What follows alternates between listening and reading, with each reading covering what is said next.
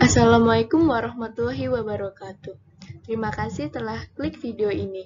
Di sini kita akan mempelajari mengenai siklus hidrologi. Pengertian hidrologi.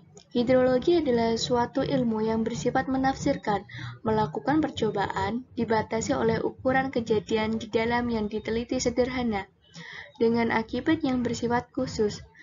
Persyaratan mendasarnya berupa data yang diamati dan diukur mengenai semua segi pencurahan, pelimpasan, penelusuran, pengaliran sungai, penguapan, dan seterusnya. Hidrologi merupakan ilmu yang menjelaskan tentang kehadiran dan gerakan air di dalam, antara lain meliputi bentuk air yang terkait dengan perubahan seperti kondisi cair, padat, dan gas di dalam atmosfer bumi yang berada di antara dan di bawah permukaan tanah. Siklus hidrologi. Siklus air atau siklus hidrologi adalah sirkulasi air yang tidak pernah berhenti dari atmosfer ke bumi dan kembali ke atmosfer. Sebuah siklus pastilah mempunyai beberapa tahapan yang terrangkai.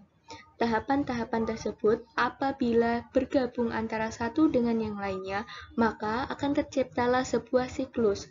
Dengan kata lain, siklus ini terjadi karena adanya tahapan-tahapan yang saling berkaitan satu sama lain dan bentuknya memutar. Siklus hidrologi ini setidaknya memiliki 9 tahapan. Siklus hidrologi yang pertama yaitu evaporasi. Evaporasi merupakan istilah lain dari penguapan. Penguapan yang mengalami terjadinya siklus hidrologi adalah penguapan dari air yang ada di bumi seperti samudra, laut, danau, rawa, sungai, dan bendungan, bahkan di area persawahan.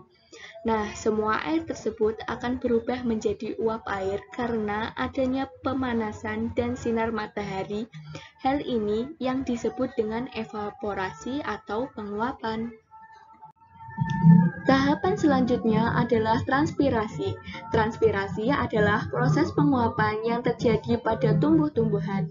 Sama halnya dengan evaporasi, transpirasi ini juga mengubah air yang berwujud cair dari tumbuhan menjadi uap air.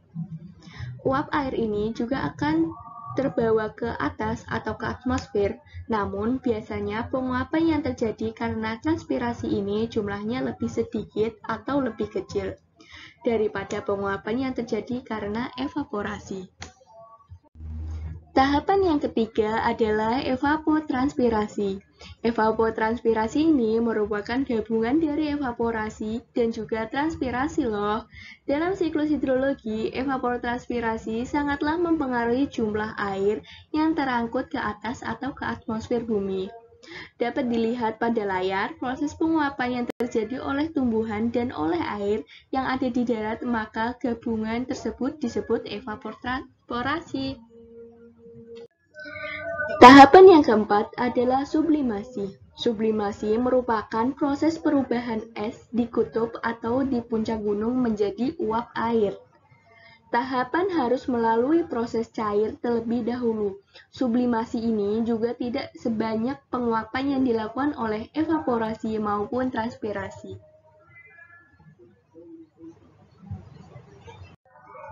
Yang kelima adalah kondensasi. Kondensasi merupakan proses perubahan uap air menjadi partikel-partikel dari proses evaporasi, transpirasi, evapotranspirasi maupun sublimasi.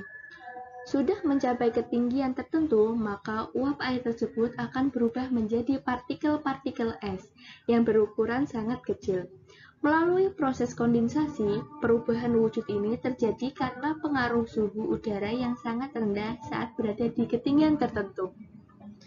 Partikel-partikel es yang berbentuk tersebut akan saling mendekat satu sama lain dan bersatu sehingga membentuk sebuah awan.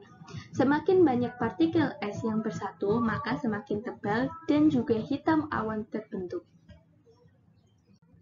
Tahapan yang keenam adalah adveksi. Ini terjadi setelah partikel-partikel es membentuk sebuah awan. Adveksi merupakan perpindahan awan dari satu titik ke titik lainnya, namun masih dalam satu horizontal. Proses adveksi ini terjadi karena adanya angin maupun perbedaan tekanan udara, sehingga mengakibatkan awan tersebut berpindah proses. Adveksi ini memungkinkan awan akan menyebar dan berpindah dari atmosfer yang berada di laut menjadi atmosfer yang ada di daratan. Tahapan yang ketujuh, peripitasi, adalah proses mencairnya awan hitam akibat adanya pengaruh suhu udara yang tinggi. Pada tahapan ini terjadi hujan, namun tidak semua peripitasi menghasilkan air. Apabila peripitasi terjadi di daerah yang mempunyai suhu terlalu rendah, yaitu sekitar kurang dari 0 derajat Celcius, maka peripitasi akan menghasilkan salju. Tahapan yang ke-8 adalah runoff atau limpasan. Ini merupakan proses pergerakan air dari tempat yang tinggi menuju ke tempat yang lebih rendah yang terjadi di permukaan bumi. Pergerakan air tersebut terjadi melalui saluran-saluran seperti saluran got, sungai, danau, muara sungai, hingga samudra. Tahapan yang terakhir adalah infiltrasi. Infiltrasi ini adalah resapan air ke dalam tanah. Air yang sudah berada di permukaan bumi akibat proses peripitasi tidak semua mengalir ke dalam permukaan bumi dan mengalami runoff. Sebagian dari air tersebut akan bergerak menuju pori-pori tanah, merembes, dan akumulasi menjadi air tanah. Sebagian air yang merembes ini hanya sebagian kecil saja. Proses pergerakan air ke dalam pori-pori tanah ini disebut sebagai proses infiltrasi. Siklus hidrologi yang tahapan-tahapannya telah dijelaskan tadi ternyata tidak hanya terdiri atas satu macam saja loh. Siklus hidrologi ini terdiri atas beberapa macam. Siklus hidrologi ini terlihat dari panjang atau pendeknya proses. Siklus hidrologi ini dibagi menjadi 3 macam, yaitu siklus pendek, siklus sedang, dan siklus panjang. Siklus hidrologi pendek merupakan siklus hidrologi yang tidak mengalami proses ekstrasi. Uap air yang terbentuk melalui siklus hidrologi akan diturunkan melalui hujan yang terjadi di daerah-daerah sekitar laut. Siklus hidrologi ini memiliki 3 tahapan. Yang pertama, air laut yang terkena pemanasan sinar matahari akan mengalami penguapan dan menjadi uap air. Uap air tersebut akan mengalami kondensasi dan membentuk awan. Awan yang terbentuk tersebut akan menjadi hujan di sekitar permukaan laut tersebut. Siklus yang kedua adalah siklus hidrologi sedang, merupakan siklus hidrologi yang umum terjadi di Indonesia. Hasil dari siklus hidrologi sedang ini adalah turunnya hujan di atas daratan. Hal ini karena proses adveksi akan membawa awan-awan tersebut ke arah daratan. Nah, siklus sedang ini terdapat 4 tahapan. Yang pertama, air laut yang terkena pemanasan sinar matahari akan mengalami penguapan dan menjadi uap air. Kemudian, tahapan yang kedua adalah air yang membentuk mengalami proses adveksi karena adanya angin dan tekanan udara sehingga bergerak menuju ke daratan. Jadi, awan bergerak adveksi dari laut menuju ke daratan.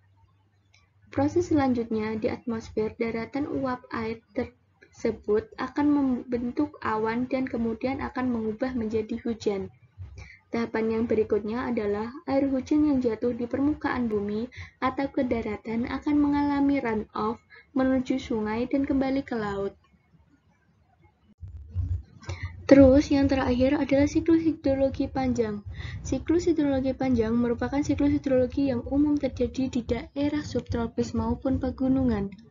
Melalui siklus hidrologi panjang ini, hujan tidak langsung berbentuk air, namun turun dalam bentuk salju maupun gletser terlebih dahulu. Tahapan dari siklus panjang ini yang pertama adalah terjadinya penguapan yang terjadi di laut ataupun disebut juga dengan evaporasi yang berasal dari laut maupun danau.